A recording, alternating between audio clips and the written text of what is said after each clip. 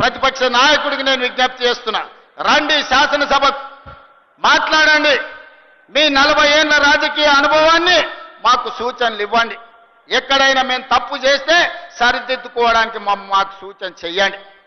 మీరు అధికారం ఉంటే వస్తాను, లేకపోతే నేను పోయి ఫామ్ హౌస్లో పడుకుంటానంటే ప్రజలే ఆలోచించి విచక్షణతోని ప్రజలే నిర్ణయం తీసుకుంటారు.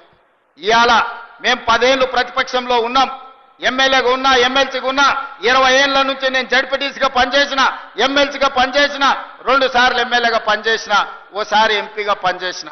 ఈ 20 ఏళ్లలో ఎన్నడూ నేను అధికారంలో లేను, కానీ ఏ ఒక్క రోజు కూడా సెలవు తీసుకోలే.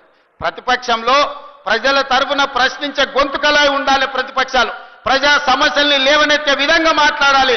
ప్రజల పక్షాన నిలబడి ప్రభుత్వాలను అడిగి ఆ ప్రభుత్వాలతోని పనులు చేయించే బాధ్యత తీసుకోవాలి. అప్పుడే రాణిస్తాం.